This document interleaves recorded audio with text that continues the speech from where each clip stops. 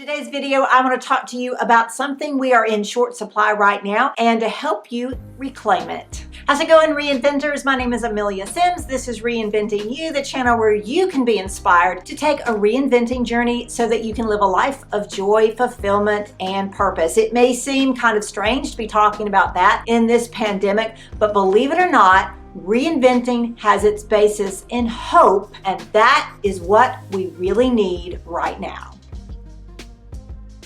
Now, I'm here in the South and the pandemic has really not hit us yet. We're just sort of in a waiting mode. People are still kind of out and about, but they just announced yesterday that schools will not go back in session for the rest of the year, which is very disheartening for people like my son, who is a senior in high school. It feels like right now, not only do we have all of this disease that we're frightened of and going on and 6 feet between each other and social distancing and self-quarantine and everything, but now we have this further action which is to keep us all healthy, but it also means that some of those hopeful social passages, rites of passage, have sort of been taken away at the same time. So it's very hard right now to have any hope. And let me tell you, I may seem positive on these videos, but I have my moments when the camera goes off that I'm not in despair, but it's certainly a form of depression, because it is very hard to look toward the future right now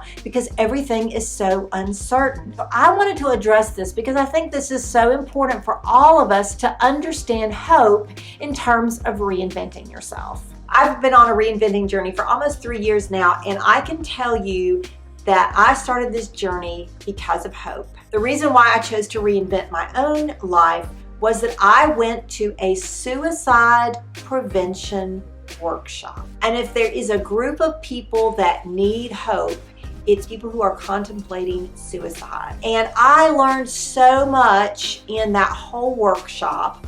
And part of that started my own journey for reinventing, because it came from the life of somebody who had survived a suicide attempt and turned their life around. They reinvented themselves. That gave me hope, but it also gave me some, impetus to really do something about my life before I got into that situation. One of the things that I learned in the suicide prevention workshop is that people who are suicidal need to understand that they are not alone. Suicide and feelings of suicide can feel like you're incredibly isolated and nobody understands you. And let me tell you, in this time of social distancing and self-quarantining, we need to know that we are not alone. So let me tell you right now, you are not alone. You've heard the phrase, we're all in this together, and it's true. We may not be able to be with people like we normally are, but we need to learn to reach out to folks however we can, whether it's a phone call, whether it's email, text, on social media, or whatever. We have got to find ways to make those connections and to know that we are not alone. We are not the only people who are lying in bed at night and thinking these desperate thoughts. For instance, the night before last, I started having all these negative thoughts, and I had to sit there and just simply breathe. And I talked about this in one of my other videos, is breathing is one of the best ways to calm ourselves down. So I have to learn to breathe. And so I think that's one of the first things that you have to learn to do. I've got below in the description, I have some more instructions on learning how to breathe and a video by Julia Christina Counseling, which I highly recommend. I want to define hope in this way. And this is my own version. I didn't get this from the dictionary anywhere.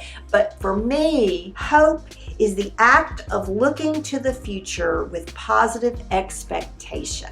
Last night was one of those nights. I wasn't panicked, I wasn't fearful, but I just was having a hard time looking to the future with that positive expectation. I couldn't see a positive future. It was really hard. And that's what I know that I need to reclaim. And reinventing is all about that hope, because if you don't have that hope, you're not going to begin to reinvent your life. When Fayanam Avis, and he was the founder of the Reinventing movement, when he was recovering from his suicide, he had to reinvent his whole life. He changed his name, he changed his job, he got out of a marriage, did everything and reinvented himself completely. Now, I'm not saying that you have to do that, but in that act of reinventing himself, he found hope. He was able then to look to the future with that positive expectation. That is what we have to do. As reinventors, we have got to look to the future with that positive expectation. It is not easy. Let me tell you, reinventing is not easy. Making major changes in your life is not easy. But I don't want to slip back in that black hole. I don't know about you. I don't like life there.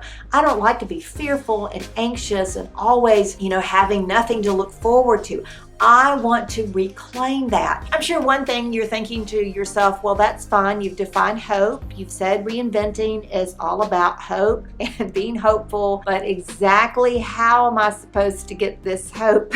When you find yourself getting into those dark moments, when you're feeling fearful, when you're feeling anxious, when all you can see is the negative, first of all, to count, do the Mel Robbins 5, 4, 3, 2, 1, 5-second rule.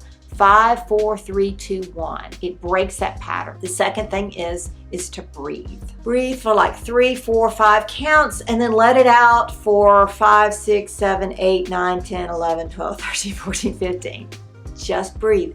Do that maybe 3 times. And then think, what are some positive things? Maybe find something that you can be grateful for. Get up and get moving, whether it's dancing to something on YouTube, whether it's simply walking into the other room, whether you can get out and go for a walk, any of those things to get moving and simply get out of your headspace. Be thinking about something else. I also would recommend stop listening to and watching things about the virus, the pandemic, what's going on. Even Facebook, sometimes people are posting some things that can be negative because then you just get back in that cycle again. I want to be informed. I want to know what's going on, but I have to figure out, okay, this is my COVID-19 time. I'm going to spend some time reading the news. And that's the other thing. I love YouTube. I love YouTube.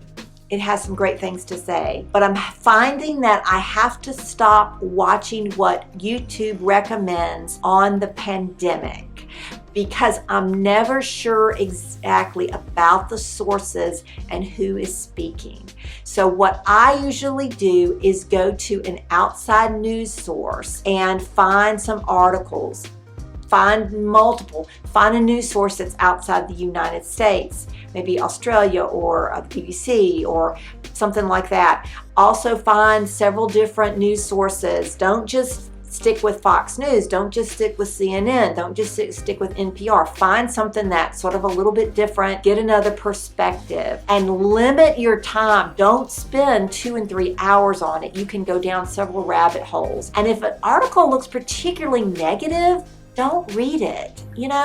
Get the facts and get out of there. Find out what's happening in your region or your state and then go on. Find the things that you can control. There's so many things out there that you can't control, but find the things that you can control and do them.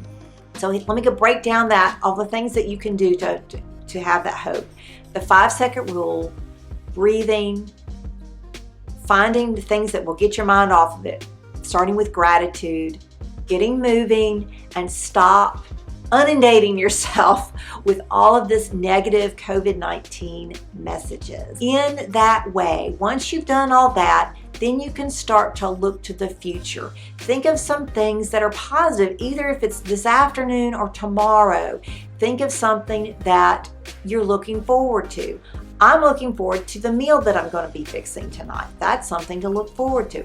I'm looking forward to convincing my family that they need to binge watch Stranger Things season 3 because we never watched that. I'm hoping that the future is going to be full of all of these wonderful moments that we're all going to be able to reclaim and have hope from now on. Please know that you are not alone. We are in all of this together. Even if somebody on YouTube is this top influencer, They're going through this same thing too. I'm going through what you're going through. I welcome your comments below. Let me know how you are establishing hope or living in a hopeful way during this time. And if you are finding the reinventing process a hopeful one, please give me a thumbs up. Don't forget to subscribe. Stay well, and I'll see you on the next one.